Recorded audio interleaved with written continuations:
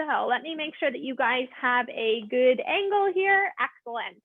So find a comfortable standing position. I do recommend standing on your yoga mat just so you have a nice grippy surface, but if you feel like it's really soft and you're better on hard floors, that's an option for you as well.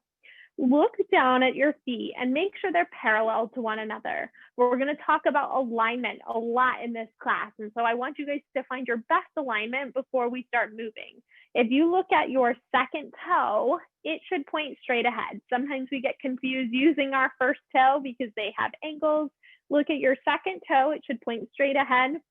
Your kneecaps point straight ahead and your hips point straight ahead. From here, lengthen and lift your spine tall, press your feet down into the floor, grip the ground lightly with your toes, and we're gonna just start to march the knees up off the ground, one at a time, lifting the leg up as high as you feel comfortable. I want you to think about a couple things. Imagine like you're in the panes of a toaster oven. So we're not doing tons of side to side movement. You're trying to keep your spine stacked up really tall without also leaning backwards every time you lift your leg. Can you stay stacked, keeping your spine nice and steady, moving just your legs? If you're feeling strong here, go ahead and lift your arms up overhead. Give yourself that added challenge to continue to march and lift the feet. That's it. Good, guys. We have 4 more. And 3, last 2.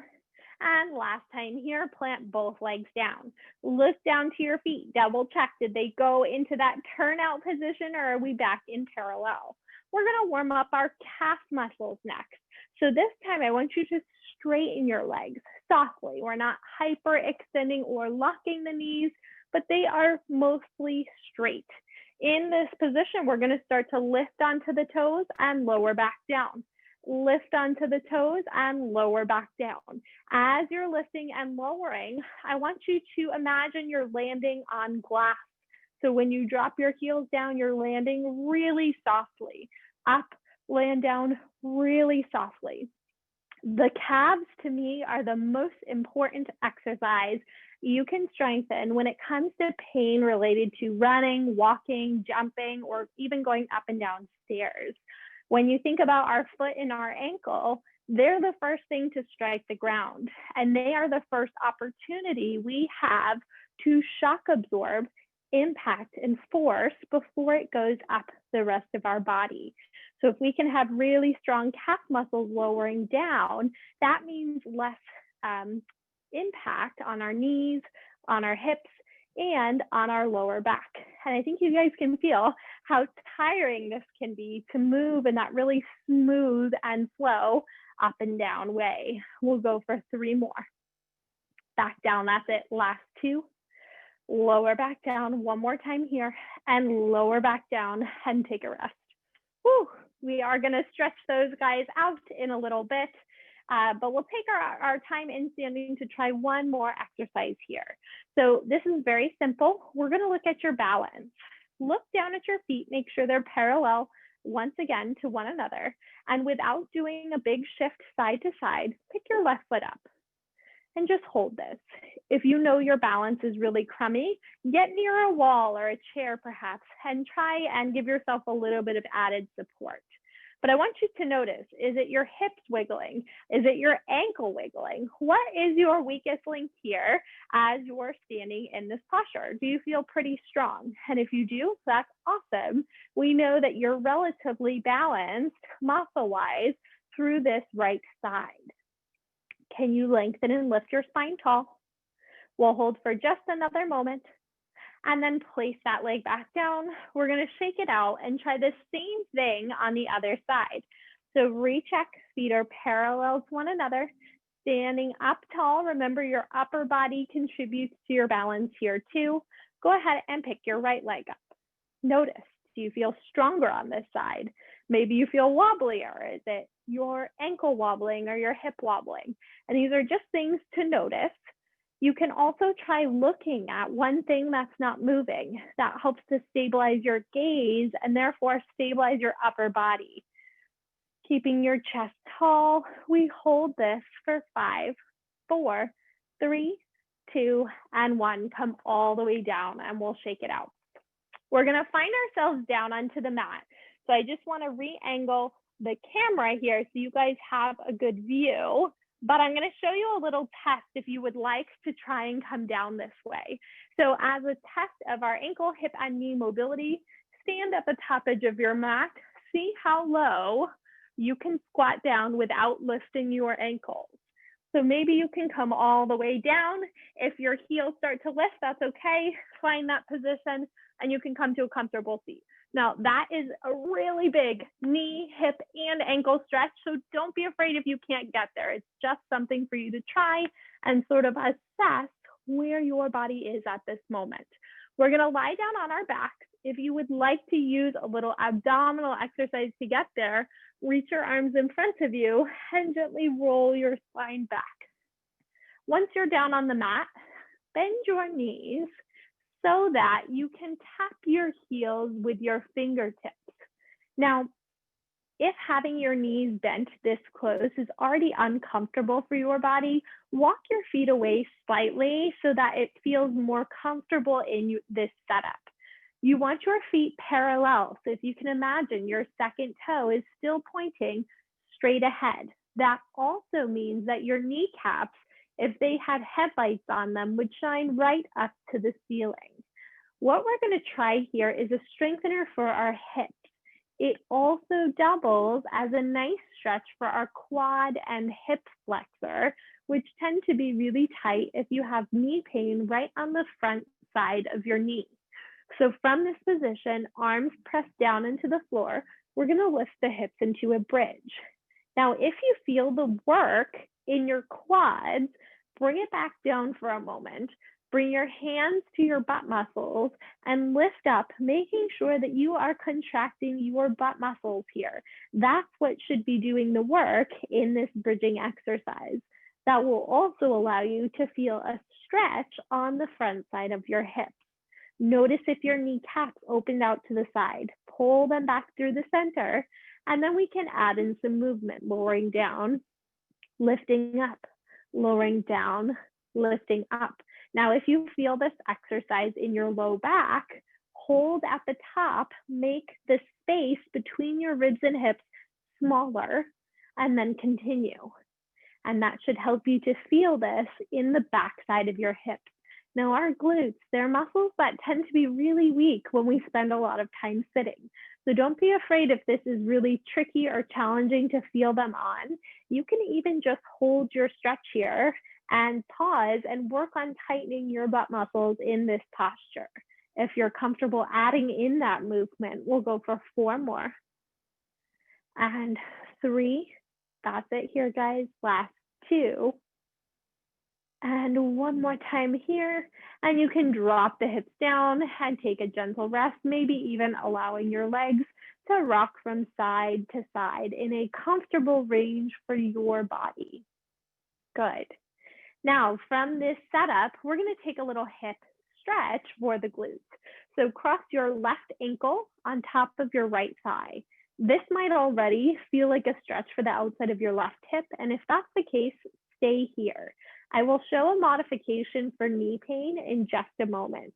If you'd like to deepen this stretch, grab the back of your right thigh and pull the legs in towards your chest.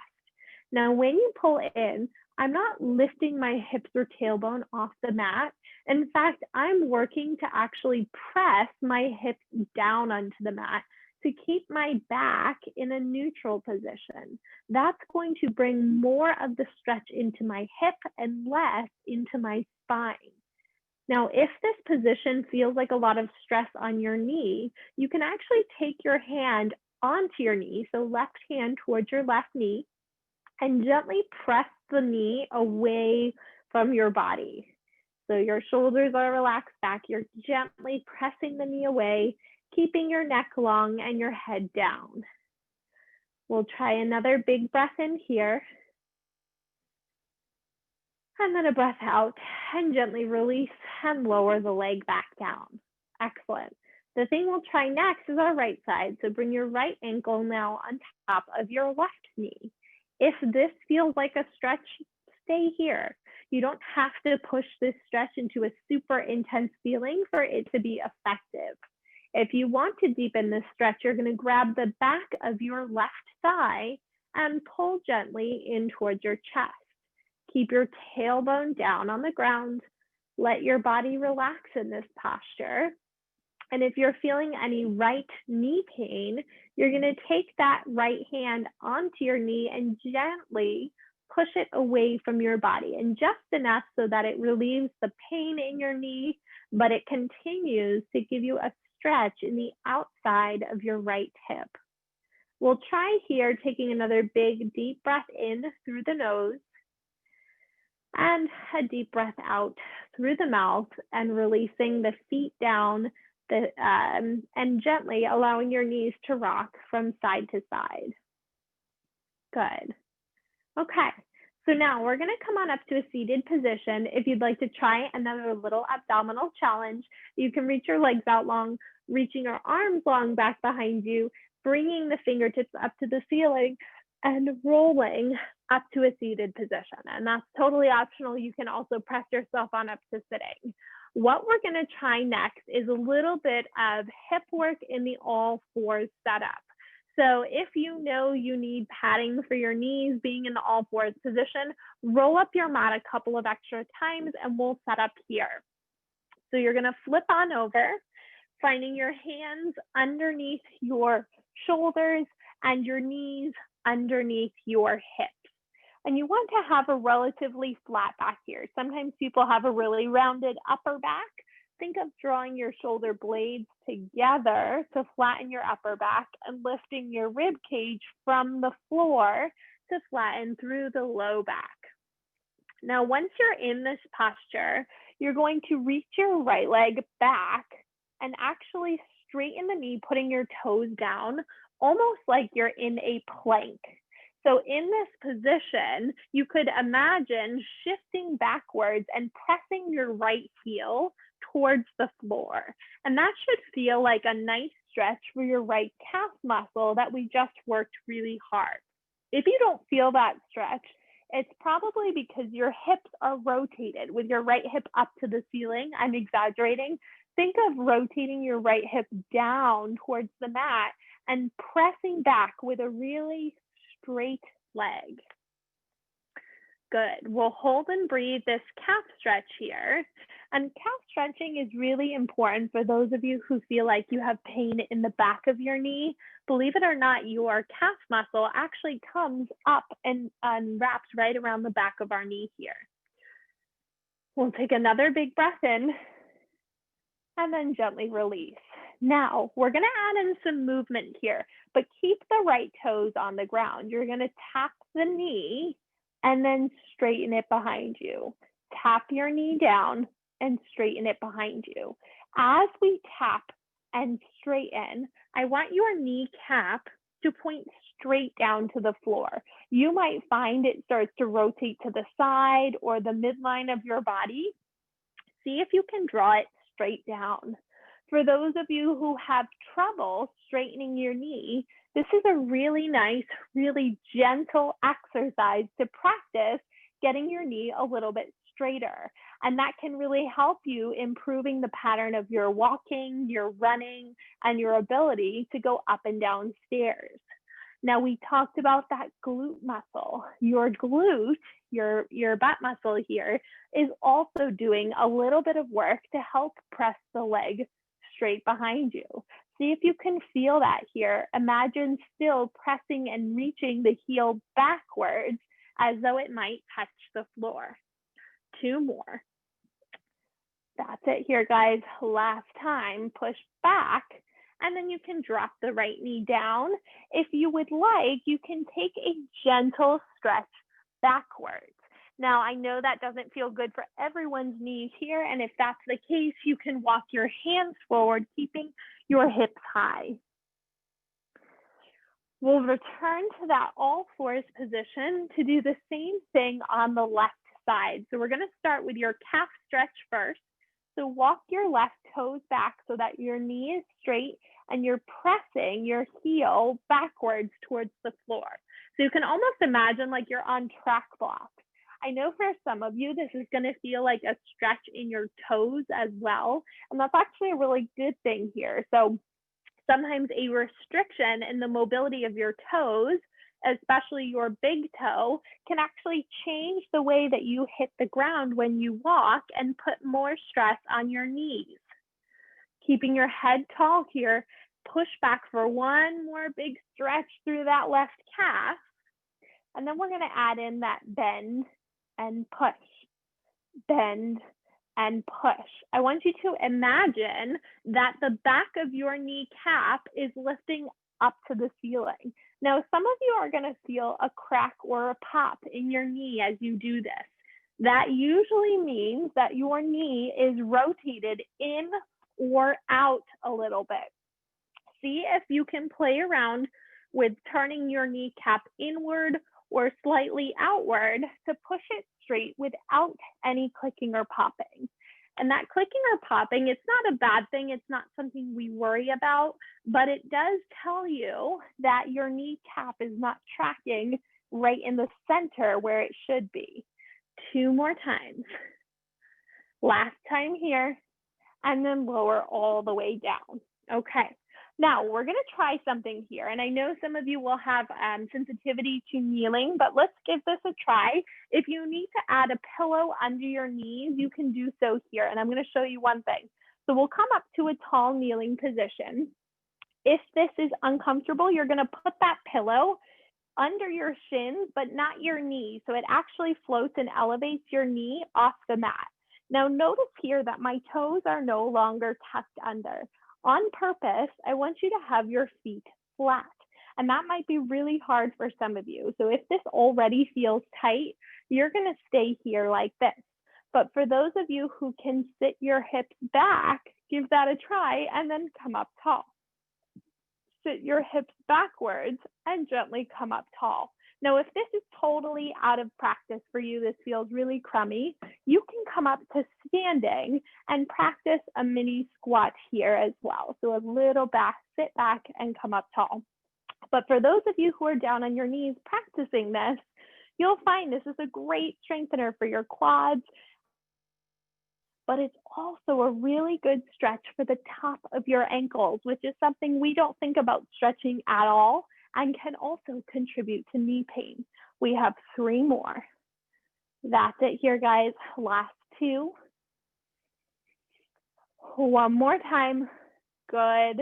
And then we can all take that child's pose stretch. Once again, sitting the hips back, you may feel a stretch through the front of the hips. If this child's pose position is uncomfortable and pinchy in the front, separate your knees and bring your heels together, and you can try that same stretch here, and that might be more comfortable for your body. We'll try another big, deep breath in, and then a deep breath out, and gently release. Good. Now we're going to lie down on our side next. So if you're standing, come back down onto the mat. We're going to lie on the left side of our body. So resting all the way down, you can make a little pillow with your bicep, bending your knees in nice and close towards your chest. We're going to do a little bit of strengthening for the side hip. So from here, you can press your top hand into the floor for support. You're going to straighten and reach your right leg out at the height of your right hip. So it's not down towards the floor, we're up at the height of your right hip. Once you have this position, press the knee straight, just like we practiced in that all fours setup a moment ago. Once the knee is all the way straight, you may find that this is actually quite challenging to hold, and you should feel the work lightly on the outside of your hip. If you feel it in the front of your leg, bring your leg backwards just a bit more. Now, if you feel comfortable, we're going to start to draw small circles, and I mean really small. Think the size of a baseball with your leg out up and around. Our hip is a ball and socket joint. So in order to have a nice stable hip when we move, we have to work it in all directions. So these circles are a nice way to build strength in all directions of our hip movement. Notice if your foot is starting to sag to the ground, make sure it's still up at the height of your right hip and your leg is totally straight. Now reverse those circles. That's it. Weakness in these muscles here are what makes balance really difficult. So if you felt in standing that you were tipping a lot from side to side, these are really important ones to work on. 2 more. And last time here, go ahead and bend that knee in. We're gonna flip to the other side. You guys can roll over. I will sit up so that you can continue to see me here. And go ahead and rest all the way down. Excellent. Okay, so from here, we'll try the same thing, this time straightening and reaching the left leg out long. Make sure your knee is straight. I want you to actively use your quad muscle, which is on the front of your thigh, to press the leg out straight and away. Maybe pull your heel backwards in space just slightly if you feel all the work in the front of your hip. You should feel it slightly in the side and back. You can start to draw those circles. Smaller is better here and slower is better here. Especially when we have pain, it can be hard for our brain to connect to these muscles. If we slow down, we can make sure that we're doing the right form with the right muscles, which is going to give us the benefit that we're looking for from this exercise. Good. Keep tracing that circle out, up, and around with that straight left leg. We'll try 3 more. Get ready to reverse in 2. Good, guys. We're almost there. Last time, go ahead and reverse. Same thing, opposite direction. Good. Sweeping out, up, and around. Out, up, and around. You've got it. That's it. Allowing your head to rest down. Go for 4, 3, 2, and 1. You can gently bend that knee in. Excellent. Okay, so our last exercise, you're going to find ourselves lying on your stomach. If you're not comfortable lying on your stomach, you can return to the all fours position. But we'll try here, resting down on your stomach. You can make a little pillow with your forearms and just turn your head to one side. If you're not comfortable, you can also grab a pillow here and use that to support your head. From this position, notice the rotation of your feet. Maybe they naturally turn outward or naturally turn inward. Can you kind of point your heels up to the ceiling so your kneecaps point down towards the floor? Very gently, we're going to do some hamstring strengthening, which is on the back side of our knee. Hamstrings are what help us to bend our knee. So in this setup, you're going to bend one knee, press it out straight. Bend one knee, press it out straight. Now, I know we don't have any resistance here. It shouldn't feel tremendously hard, but I want you to move smoothly and notice if your knees or your feet start to rotate. That is a very common compensation when we're a little bit weak in the hamstring muscles. So smooth, feeling your kneecap down on the floor. Now, if you feel this in your lower back, slow it down and make the movement a bit smaller. That may mean that your quad or your hip flexor is tight and it's pulling on your low back. If you're up in the all fours position as a modification, you're practicing that bending here up top. That's it. We have 3 more. And 2. And 1 more time here. Good. And take a little rest. Now, if you would like, this is totally optional, you can take a little quad stretch here. So you're going to reach one hand behind you, bend your knee, and aim to grab your toes. If you cannot grab your ankle or your toes here, that is okay. You're just going to let it hold in this position. If you're in the all fours setup, you can try just holding this position as well. But if you're able to grab onto your toes or ankle to give yourself a little stretch, pull the heel towards your bottom. Again, if you feel this in your low back, try engaging your abdominals here, pressing your pubic bone into the mat and lifting your rib cage away from the mat to protect your low back. We'll hold for 1 more breath on this side and then gently switch to the other side. So you can reach your right hand back for your right toes. Allow your head to rest down. Press your pubic bone down into the floor. Draw your rib cage up away from the floor and gently pulling the heels straight in towards your bottom so your kneecap still points down onto the mat.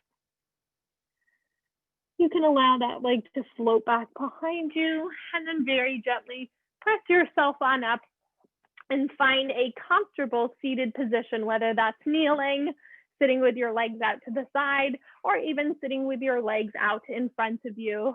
We'll finish with a few breaths here together before going over any questions. So stack and lift your spine tall. We'll take an inhale, breath in, lift and lengthen the fingertips. Exhale, breath out. Again, another inhale, breath in. Exhale, breathing out. And last time here, inhale, lengthen up tall. Exhale, release and let it go. And that concludes the movement-based part of our hip and knee.